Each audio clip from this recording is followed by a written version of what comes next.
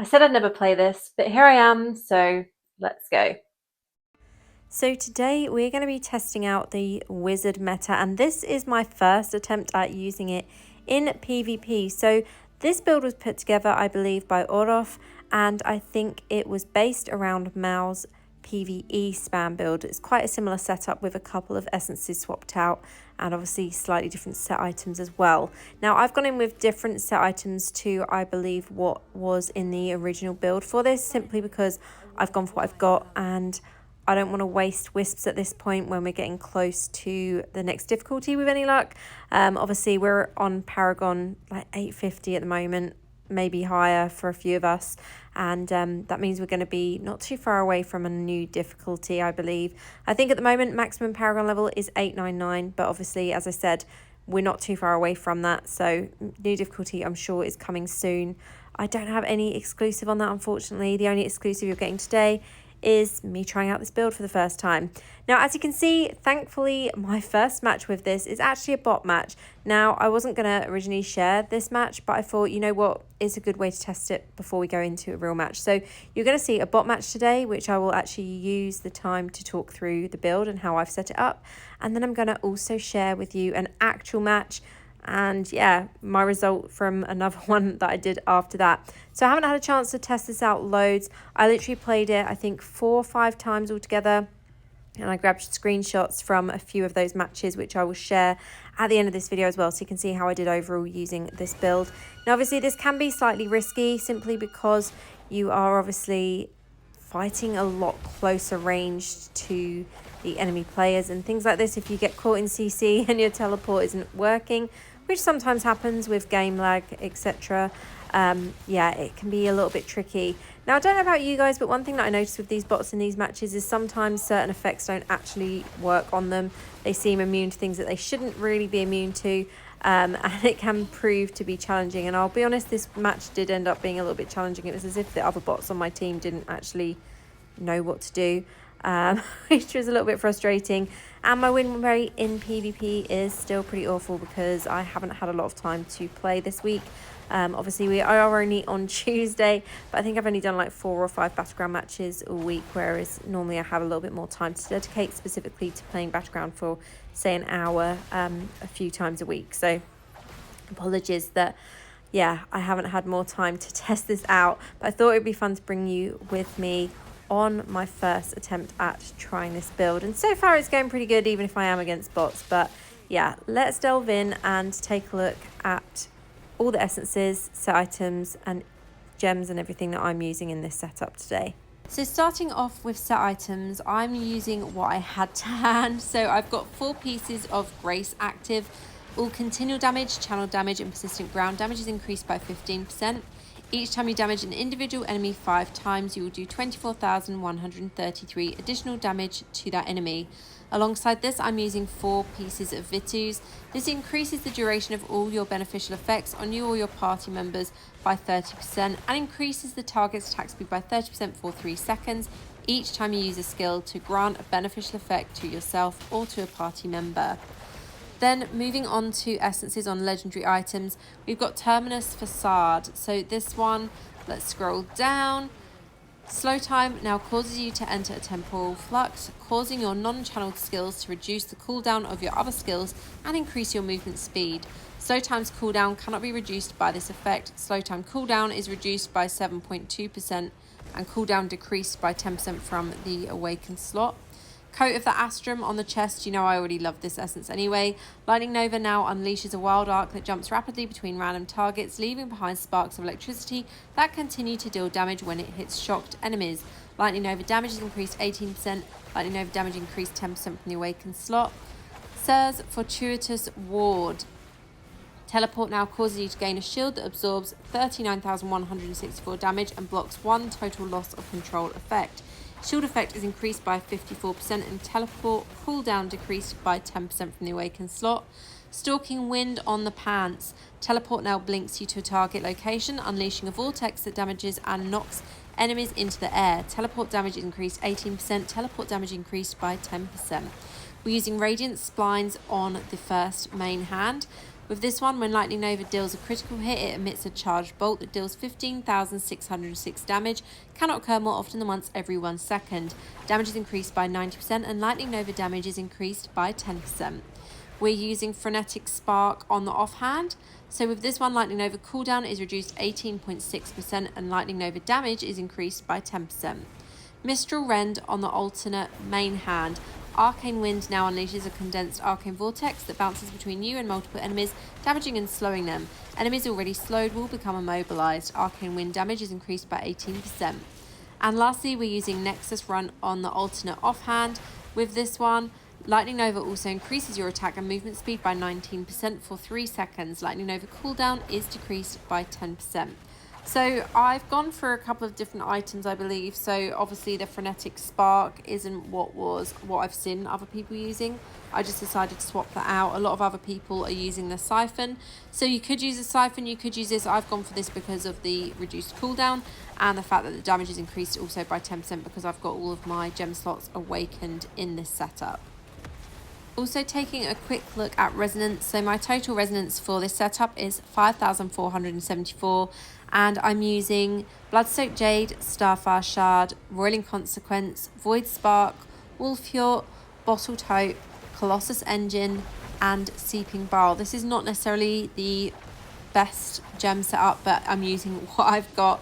And I generally find this works really nicely in PvP, especially using things that have shock, because obviously you're also getting shock and lightning damage from the Void Spark there, which can be super powerful, and obviously the fire effect from Roiling Consequence and the damage over time effect from Seeping Barrel. So that's why I use those in the setup. I would probably say if you wanted to use a damage over time gem, I would swap out the Viper's Bite. Instead of having Seeping Barrel, have Viper's Bite because it triggers more regularly. I unfortunately have mine currently inactive and I need a lot of gem power to reawaken that. But yeah, that is what I would probably suggest there on the gems instead. And obviously this is just a quick thrown together version of the build that Orof has shared and created himself. I think that was based on Mal's original spam build, but obviously more for PvP for wizards. So this is what I've been using for the setup, as you can see. Another thing to mention is Paragon and Warband buff. So for Paragon, I'm using the Gladiator Paragon with the Cheat Death active. This is an essential, I still feel, for Battleground. I know some people like to swap out things and have the Slinger Paragon. That would also work nicely with this if you have a lot of resistance and if you have a lot of armor. I'm at 6k armor or 6.1k with this build, but my resistance is pretty low, so I still use the Gladiator Paragon for that reason. But you can see we've got a nice kill streak going on here from this build, even though this is a bot match. Normally you don't get like this kind of crazy amount of kills, I'd say. Normally the bots have quite a few as well. But this is obviously the first attempt with this, and being in a bot match, it is obviously going to be a little bit easier than if you were playing this against real people, which is what we'll be doing in the next match. We're definitely going to do a second match against actual players and see how this goes as well. So the other thing, as I said, is Warband buff. So you can see my character looks pretty small, and that's because I'm using the Attacker Warband buff. So this is increasing my critical hit chance. We have some really nice remnants I've shared before, and definitely makes a huge difference having the Attacker Warband buff. I've got crazy amount of critical hit chance in total coming from that, obviously coming from the fact that I'm using Roiling Consequence as well. And although the stats are slightly decreased when you're into Battleground, it's still a decent amount overall that I've got in this build, which definitely helps. So there we go, 37 kills and 13 assists with 0 deaths. Yes, it was a bot match, so let's head into the next battle and see how we perform. Now, I mentioned it in my last Battleground video, I think in my last Convoy video. Please ignore my win rate because it is not a reflection of my actual skill in PvP. Now, if you see your name in this battle with real people, please drop me a comment and say hi.